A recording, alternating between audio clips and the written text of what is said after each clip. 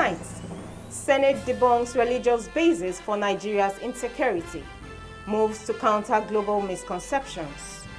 Celebrating Girl Child, House of Representatives urges federal government to prioritize education, create safe space in conflict zones.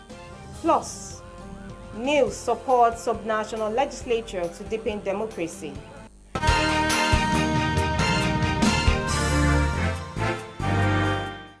Good evening and welcome to Parliamentary News. I am Ene Ojonuba. Senate will next week decide an appropriate line of action as it emphasizes that insecurity in Nigeria is not religious-driven. This was in response to a motion which seeks to correct misconception on purported Christian genocide narrative in Nigeria and the international community, while it moves the idea of sending a delegation to interact with members of the parliament in America and Canada. Senate believes the allegation is targeted at strangulating the economy of Nigeria, and it would also affect the unity of Nigeria. This is coming originally from the American Senate, and this Senate or the National Assembly have a responsibility. In view of the sensitivity of the issues involved, I would just say that let our resolution here today on the basis of this motion be that as a Senate, it is our conviction that the insecurity problem, the insecurity challenge in Nigeria is not religion-driven. This motion is noted and accepted by the Senate, but further legislative actions should be postponed to Tuesday next week, when we can have executive sessions to have a comprehensive discussion on ways and means of responding to the international threats to Nigeria, particularly where insecurity in Nigeria is multifaceted and not only religious-driven. Senate has resolved to discuss the matter at an executive session next week at plenary. On the International Day of the Girl Child, the federal government has been asked to prioritize education and skills development for girls, especially those residing in communities affected by security challenges. The House of Representatives passed today's resolution at Thursday's plenary with a call on the Federal Ministry of Women Affairs to create safe spaces, particularly for female folk in communities experiencing banditry and related crises. This was sequel to a motion of urgent public importance sponsored by Representative Khalifat Ogbara from Lagos State. The House is aware that in times of crisis, be it armed conflict, natural disaster, or public health emergencies, girls often bear the brunt of the consequences. They face increased risk of violence, exploitation, and discrimination, which can hinder their education and personal development. It is essential to provide them with access to education, healthcare, and resources that support their personal and professional development. In other resolutions, lawmakers sought relief for communities experiencing persistent hippopotamus attacks in Gombe State.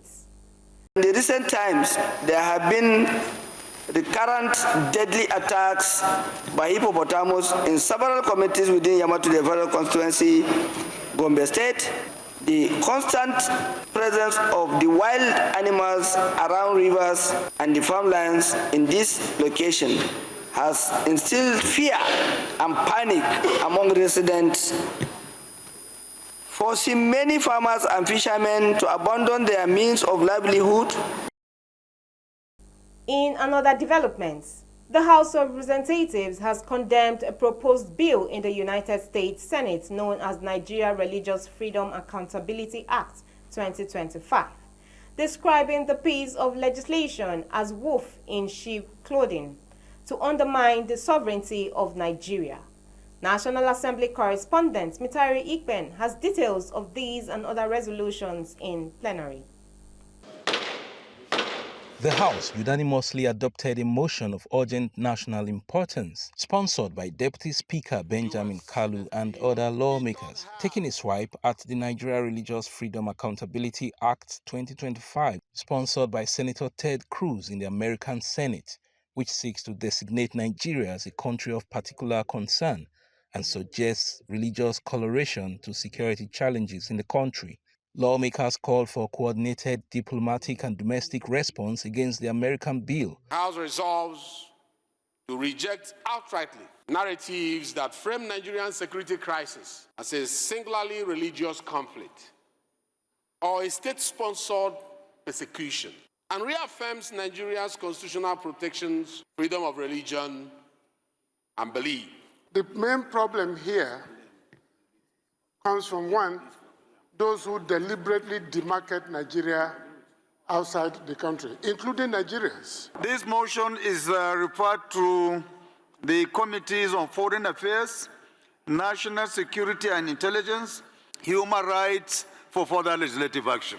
In other resolutions, lawmakers lamented the deplorable state of the Kaba-Egbe Road in Kogi State, saying it is posing security threats and environmental hazards to road users. Urge the Federal Ministry of Works to include the construction of Kaba-Egbe Road in the 2026 budget estimate and concession the road after construction to a competent private company to generate money from articulated vehicles for maintaining the road.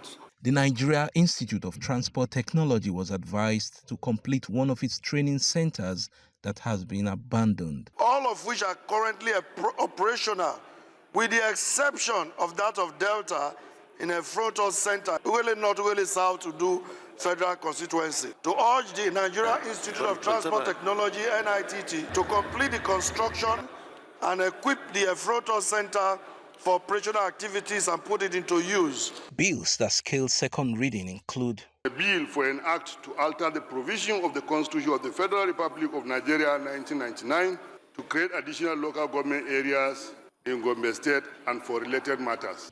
13 other bills introduced at first reading during Wednesday's plenary include the Federal Roads Maintenance Agency Amendment Bill 2025, as well as the Drivers' Welfare and Social Security Bill 2025. From the National Assembly, Mitaire Ikben, NTA News.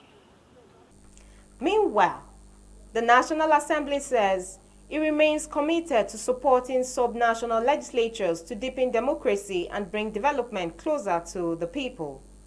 Director General of the Institute for Legislative and Democratic Studies, Professor Abubakar Suleiman, stated this at the opening of the 3-day workshop on legislative practice, process and procedures for the principal officers and members of the Plateau State House of Assembly in Abuja. Muhammad Rabiu Ali reports. The legislature is not just an arm of government, but a fulcrum of democracy where laws are made through process and procedures. This workshop, therefore, is to address practical issues in lawmaking, legislative procedures, committee work, budget scrutiny, and oversight functions. NIL's Director General, Professor Suleiman, says the ever-changing socio-political and economic realities of Nigeria require adaptive legislature capable of responding to new challenges. We believe that through those initiatives, evidence-based research output, Plateau State House of Assembly can serve as a model for effective legislative practice in our country.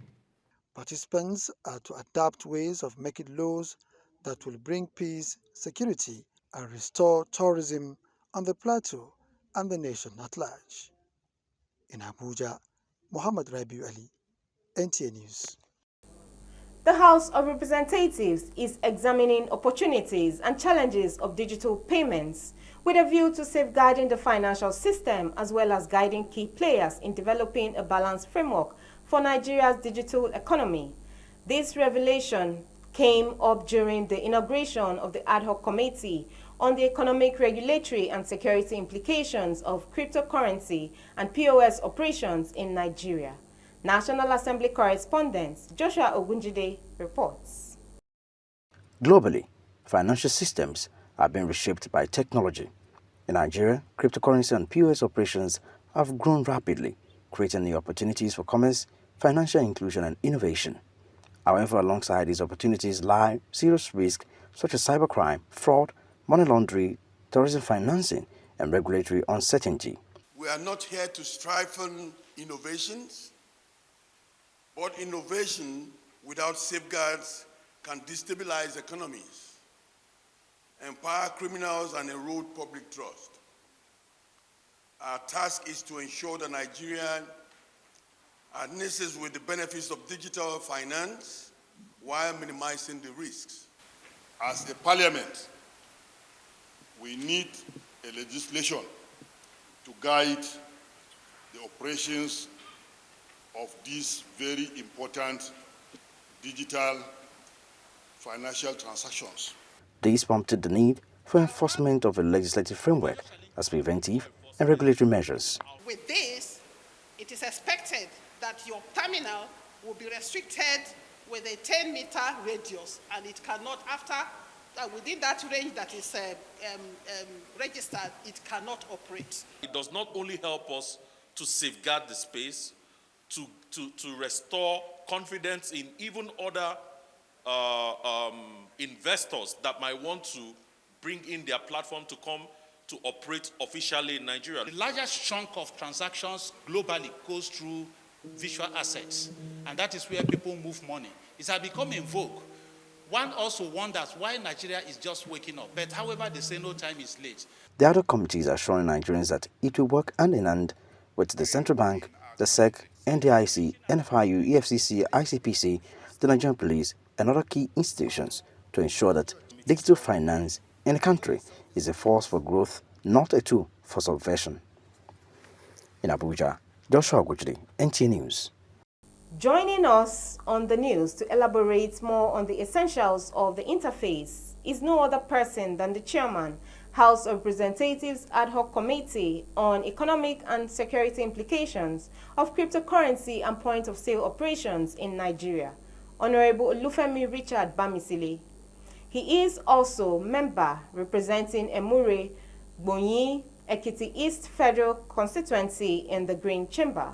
Let me start by asking that accessing the exploit of cryptocurrency and point-of-sale POS operations in Nigeria, what does this engagement seek to achieve? It's just crystal clear. The truth of the matter is, outside of if we were trying to diversify, moving away from oil, that is known to be a major source of income in this country, and just like every part of the world is, we'll be talking about cryptocurrency and we'll be talking about POS services. So that's why it's a major plus for the country, particularly our young upcoming folks who are graduates of universities intending to get jobs all around. So that's one major thing. But it has its own downside to it. And those are the things that were discussed at the program today.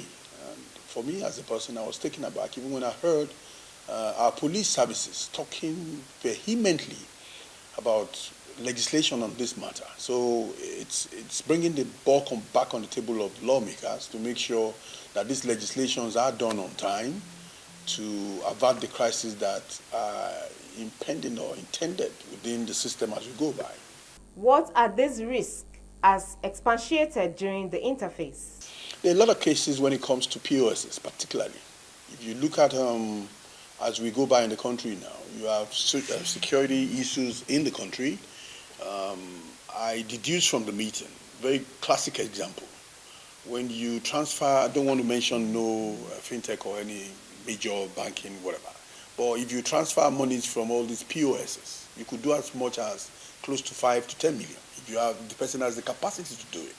One very untoward act of it is once those monies are being transferred, the recipient of the money can only get a say so that money has come in, but doesn't know where the money is coming from. All he gets is the name of the company that sent the money. So it avails the opportunity for fraud. It avails, and that's what you see kidnappers do majorly.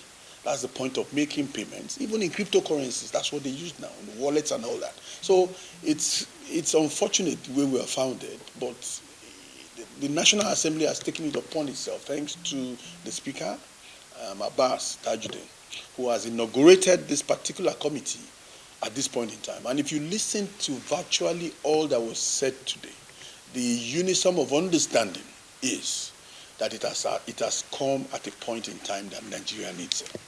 So for me, we're giving back to the system what is needed by the system. Talking of the contributions of key stakeholders, do regulators such as CBN, NDIC, SEC, and several others have roles to play? I found out from, I would not want to call names here because we're still basically working on investigations that would lead us to so many facts. But some of the attendees of the program today made it crystal clear. There's something that you call the KYC, Know Your Customer. And they've admitted to the fact that I posed a simple question at the gathering today. Where is Money Point? Where is OP? Where is Kuda? And several other, and none of them has shown up. And the truth of the matter is the woman walked up to me and said to me that they don't even know where their offices are. And they licensed them. So there's much to be done. We can assure you and assure Nigerians that this would stop. This would stop. That much I can tell you. Thank you for sharing your perspectives with us on the news, Honorable Bamisile. Hope to see you again on Parliamentary News. You're welcome. We now take a break. The news continues shortly. Please stay with us. From the 36 states of Nigeria to the legislative chambers where laws are made, laws that shape healthy living, developmental strides, and challenges. Do you know that your future begins and lies with your state legislature? Stay informed, stay educated, stay connected, and stay empowered. It is a weekly affair where we keep you abreast with legislative stories that matter. From the state assemblies, only on NTA Parliament. Join us via DSTV, GoTV, StarTimes, and free-to-air platforms. NTA Parliament, strengthening Nigeria's democracy. Thank you for staying with us. Deputy Speaker of the House of Representatives and Chairman, House Committee on Constitutional Amendments, Benjamin Kalu, says the ongoing constitutional review has opened a new chapter to a paradigm shift in the history of constitutional amendments in Nigeria by changing the narrative of inclusiveness and citizen participation in meeting their yearnings and aspirations.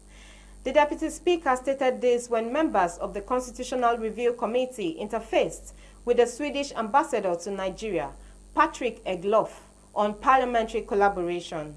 National Assembly correspondent Isa Mohammed has more. The Deputy Speaker, who also served as the Chairman, House Committee on Constitutional Reform, Benjamin Kalu, reiterates the 10th Assembly's commitment to meeting up with the yearning and aspirations of Nigerians as ongoing consultations on the reform reach an advanced level across the country. This exercise we are doing, so resiliency, strengthening democracy, other democratic institutions and processes. The next one is promoting good governance, promoting transparency, accountability in government. Then the next one is addressing issues related to federalism. The Sweden ambassador to Nigeria, Patrick Egloff, commended the effort of the committee on the ongoing constitutional amendment, especially on reserved seats for women and other areas of collaboration in strengthening parliamentary services to promote democracy in Nigeria. I have at that evening taken good note of one very important proposal of this committee, the enhancement or increase of women participation in Parliament and in Senate. Committee assured Nigerians of inclusivity through continuous public and stakeholders engagement, carrying out research and policy analysis, and strengthening democratic institutions to drive positive development, increase women representation, and promote good governance. From the National Assembly, Isa Muhammad, NTA News. The rising number of out-of-school children in Kebbi State remains a major obstacle to the state's educational development. In an effort to address this challenge, the Kebbi State Committee on Out-of-School Children is seeking the support of the State House of Assembly to enact laws aimed at reducing the growing figures. Kebbi State has one of the highest rates of out-of-school children in Nigeria, with approximately 64% of children aged 6 to 15 not attending school, totaling around 288,000 children. The committee's visit seeks to work with the State House of Assembly to address the issue, focusing on providing accessible education and bridging the gap in learning opportunities. The support of the State House of Assembly, the State of the Local Government Councils, UNICEF has agreed to support Kebbi State in this regard. So by Monday this week, committee members will be going to the 21 local government areas to meet with the local government chairman who identify schools. The state government has launched initiatives to improve education, including constructing mega schools, providing ICT training and skills acquisition programs for out-of-school children and almajiris. Education is in the same vein with security. It has to be everybody's business. So please talk to our rescue people to also participate. Maybe sponsoring some children to get educated, or opening schools that are not profit oriented. If you remember when we were discussing at Sokoto during that debate, I personally said, I challenge the NGOs.